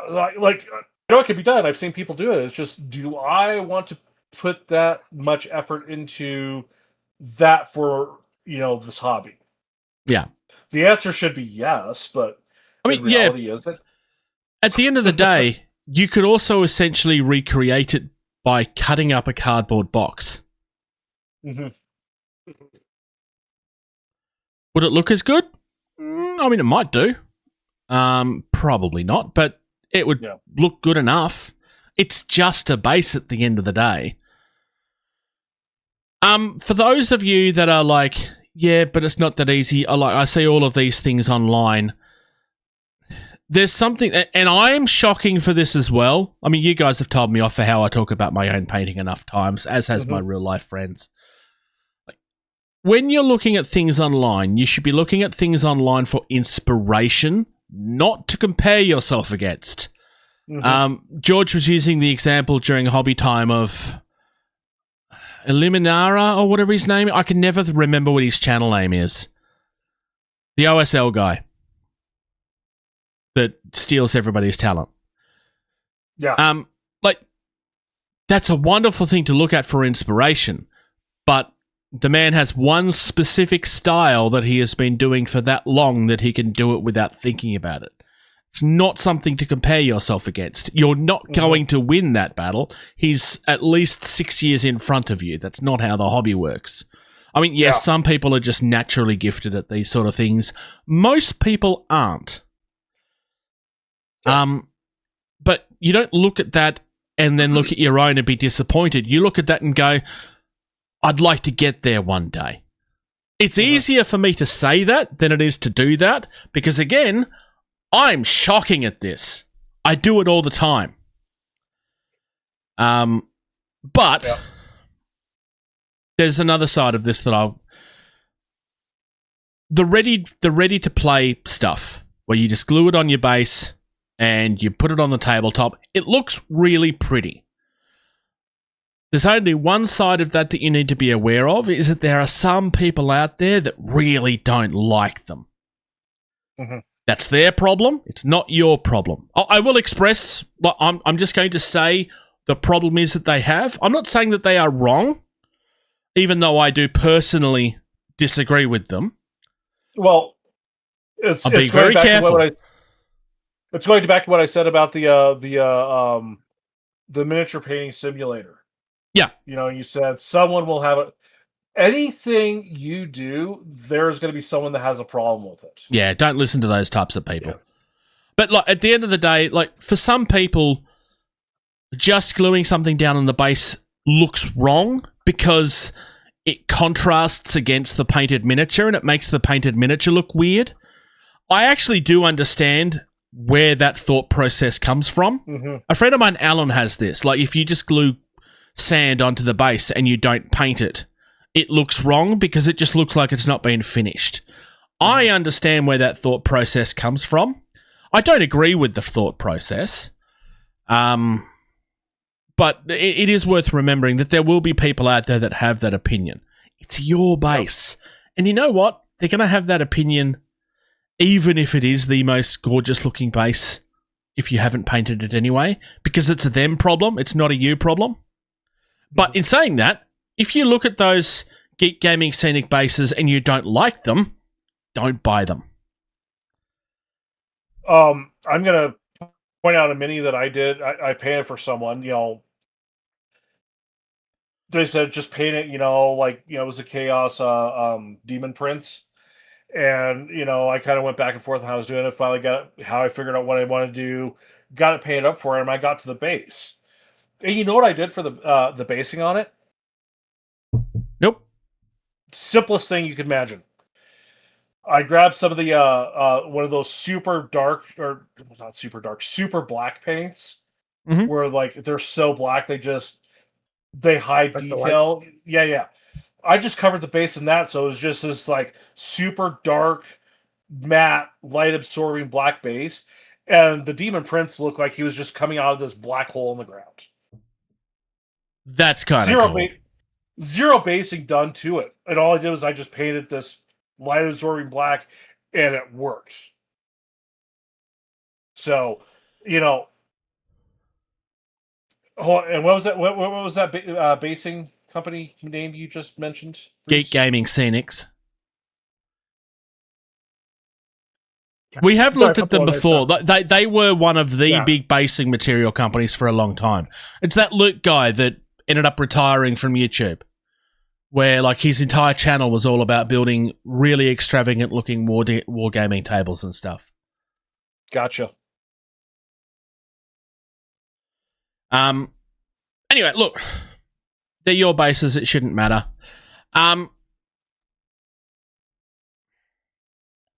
If all you want to do is super glue some sand to the base and leave it at that, you know what? That's fine. You will definitely have people have a go at you for it, but that is fine. They're your miniatures. That generally speaking, what you will usually hear people saying is that it's not that hard to paint it and then dry brush over some color. You should at least do that. And, I mean, they are right. It's not that hard to do, but at the end of the day, they're your bases. They look the way that you want them to look. And if that's how you want them to look, that's fine. Also, for those people that do struggle with that, the other side of that argument is, yes, but you don't know how much time this person has.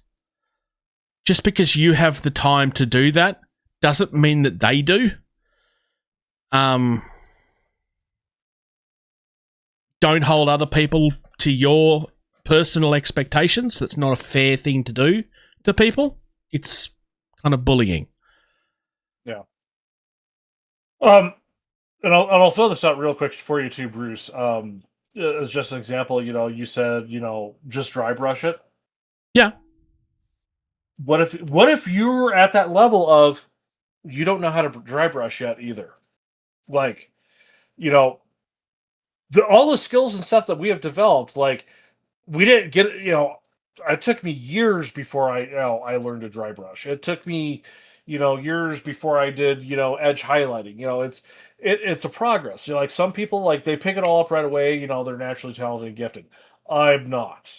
I am good now because I have spent many years doing this. And to say just do this is also one of those things of like, what if they don't know how to? What if they haven't been shown how?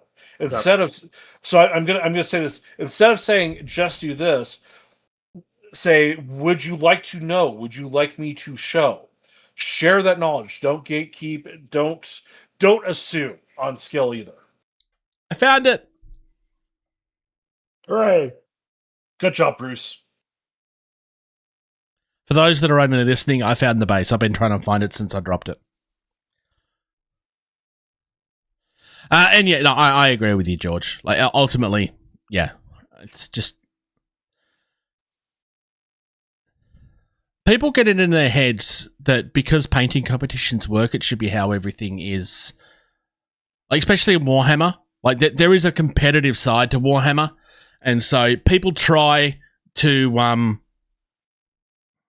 not so much hold them to that standard, but they use it as the example that you should be painting things with at least 3 colors because that's what competition says that you should do, so on and so forth. And that's not, like, competition isn't what everybody wants to do either.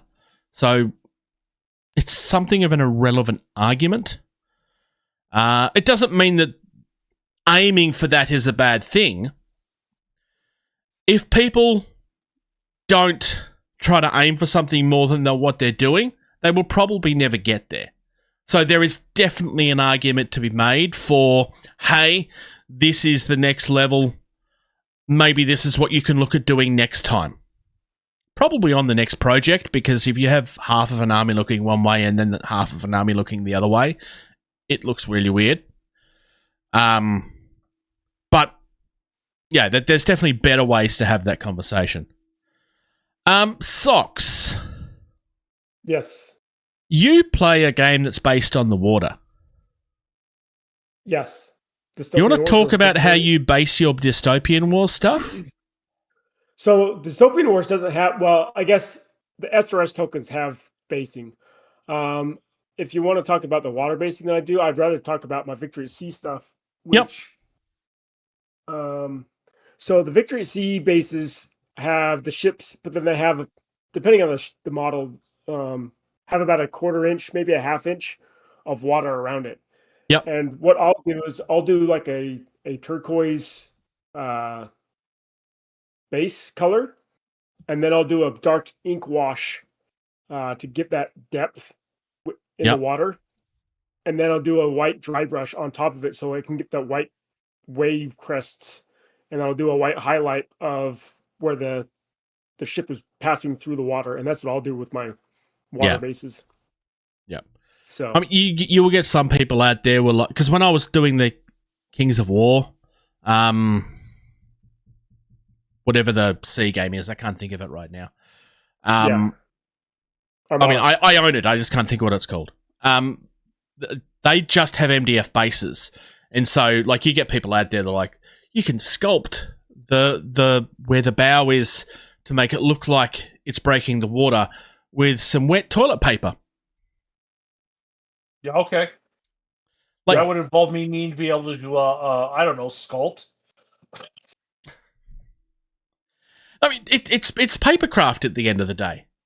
You get it, you roll it up, you get it a little wet, you stick it on the base. You need a little water and a little glue.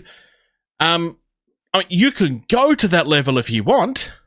Alternatively, you can just paint some triangles. You get a little line. You line up where the ship's going to be on the base. Take the ship off. You draw a line this way, that way. Let's say this way, that way, and then another one this way, that way.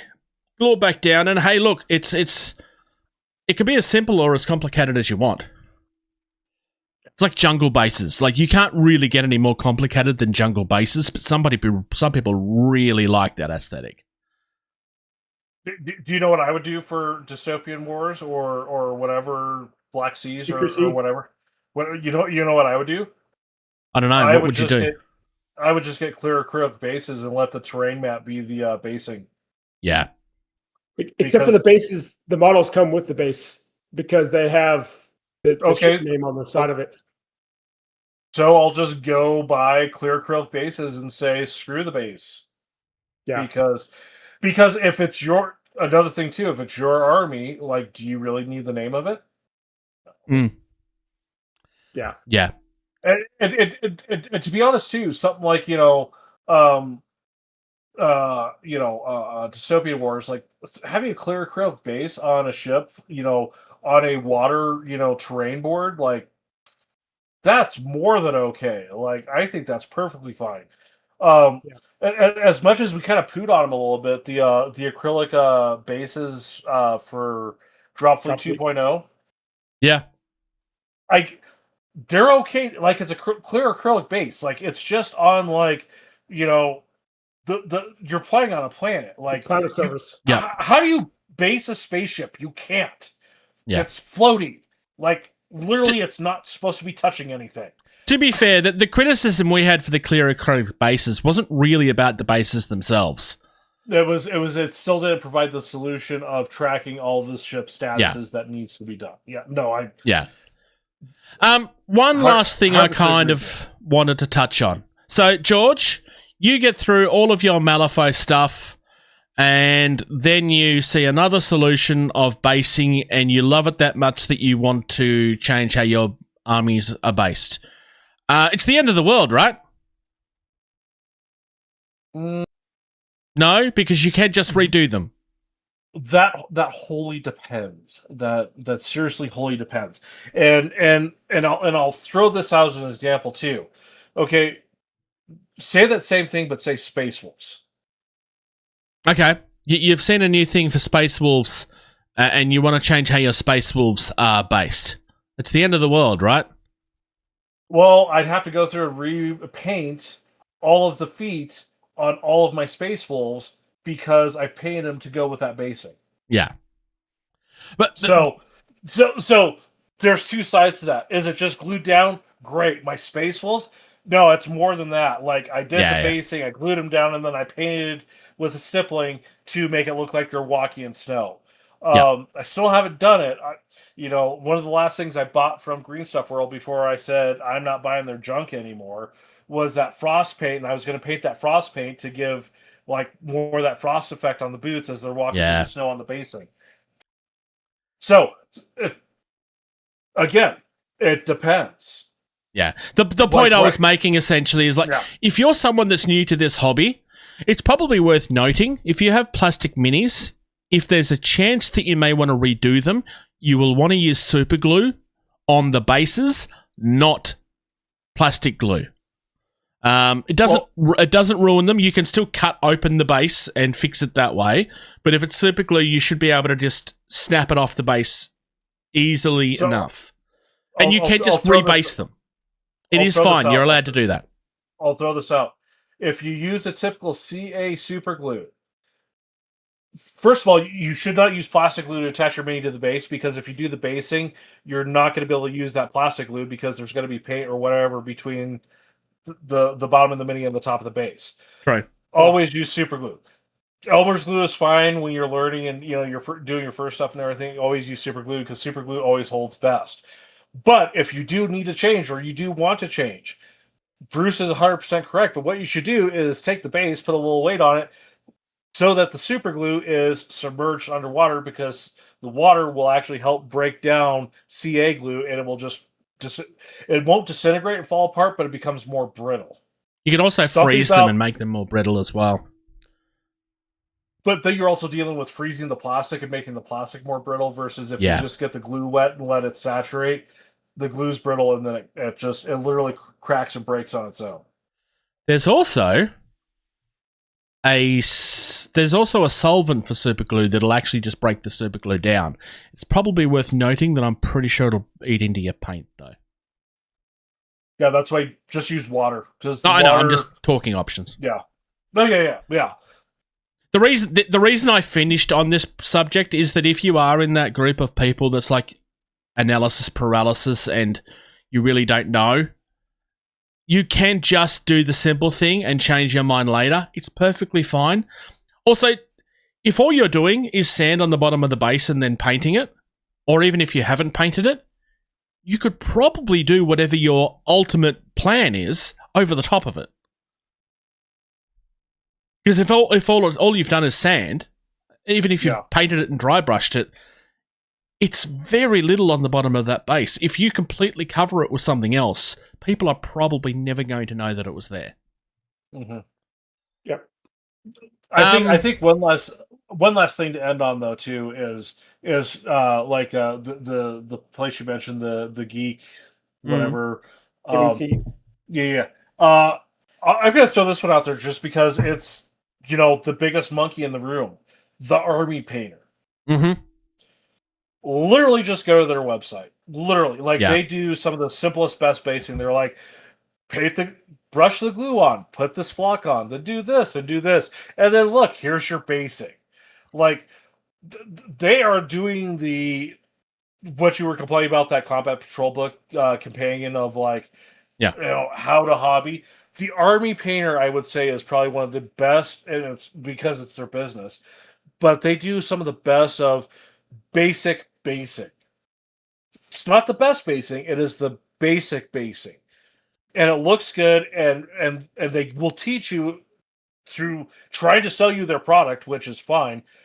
But they will give you all the tools to do more and go beyond. And it's worth remembering again. Basic isn't necessarily a bad thing. Mm-hmm. There are competition level miniatures that are done with very simple basing. Because sometimes too much is too much. But yeah, anything that you think we've missed, Socks? No. Given that you're sitting there being judgmental. No, I was thinking throughout. You're just being quiet, so I'm throwing shade at you. I know you are. I was just thinking through this that I've got my Epic Hail Caesar stuff, and I'm doing them in 2 different style basings because I'm doing my Carthaginians as if they're coming from Africa because they came from Africa originally. Mhm. So I'm going to base them with a sandy, deserty kind of theme to them. Yep. And my Romans are going to be in a normal Italian grassland style theme. And so I've bought some of that Geek Gaming Scenic pre-made stuff for that style of basing that I'm wanting to do. I have several of their products. I mean, it's not something that everybody likes, but it's a very easy solution. Yeah. Also, I just noticed, Bruce, if you look at your background, it's very tight. If you look at my background, it's very tight. Then if you look at Socks, it looks like he's like... it looks like it's a green screen, massive room behind him to give him more depth. It's because he's bragging. He's bragging about how much better he is than the rest of our audience. It's almost so big it looks fake. I have more gaming space than 2 local stores in the area. See, he's even bragging about it. He's rubbing it in your face, people. Look at it. Don't sit there and think that this man is sweet and innocent and nice. He's really not. That smile is fake. It's painted on. That's disgusting that you just said that. You have more space in your home to game in than a gaming store does. Shame. He has no excuse not to buy more games now, though, right? Speaking of buying more games and having space to play games, actually, I do because I almost reached my weight limit on my move. Oh wow! No, yeah, it's because we didn't do stuff. It's because of all of our homeschool stuff, and I didn't account for that properly in this move. And so I have a 17,000 pound weight limit, and I have a 16,980. Oh, geez! Wow. Yeah. So like if someone like grew and their wardrobe got slightly larger because they need bigger clothes because they're you ruined my segue of you having a bigger hobby space in some stores. A great hobby store is Valhalla Hobby, located in Verona, Wisconsin. They are our sponsor. I had a great segue and then you had to ruin it. Typical officer have to go in and ruin all the good stuff that the working people have done, and they show up and they're just like, we should do this differently, just because they show. But no, this is the person we work with, people. This is there's a reason we pick on him at the start of every episode. It's just who he is. But yeah, no, they're a great store. They have I should say they have everything. They have literally everything. They've got the stuff that Socks loves, the Warhammer, Legion, stuff like that. All the stuff that he just can't get enough of, they have. But then they've got the Dystopian Wars, they've got the Malifaux, they've got Moonstone, all the little niche-y stuff that it's just like, hey, did you hear about that one thing on Getting Tabled they talked about? Yeah, they've got it over at Valhalla Hobby. So you should check out valhallahobby.com. Use code TABLE at checkout. You get 5% off your first order over $100. That's at valhallahobby.com. And if they don't have it, they can source it for you. I mean, saying that they literally have everything is obviously not true because that's not possible. But no, they have a huge range. Just look at the website. It's great. valhallahobby.com.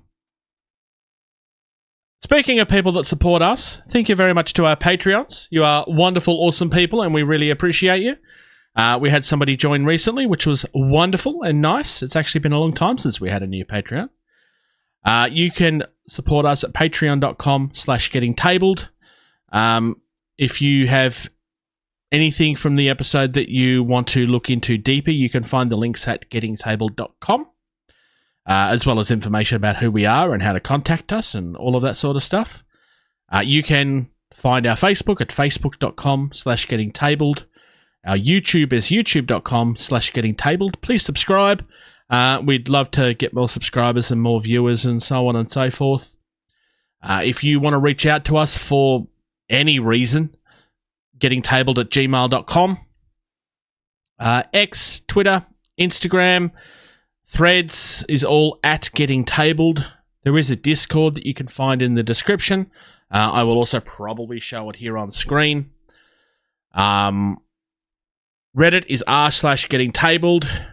Twitch is twitch.tv/JasonTheBruce. I have been playing... What was I playing recently? I've been playing the new 007 game, which is a lot of fun. You can also find me at toyreel.com/getting... No, you can't. YouTube.com/toyreel. Action figures and so on and so forth. Clinton and I was actually talking this week about how we need to do another new live show again because it's been we've kind of both been a little busy. We've been talking about maybe doing a South Park episode. That might be fun. And if you are curious about Entropy City, you can find some information at entropycity.com, including on links on where to find and follow its progress. Thank you, George.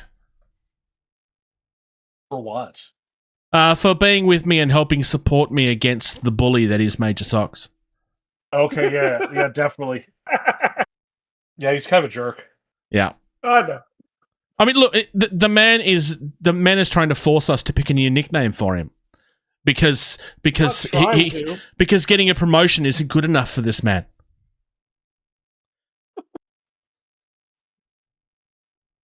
The fact that there's evidence that he's not the one that started that is rather amusing. Any last thoughts there, Mismatched? No, I'm good.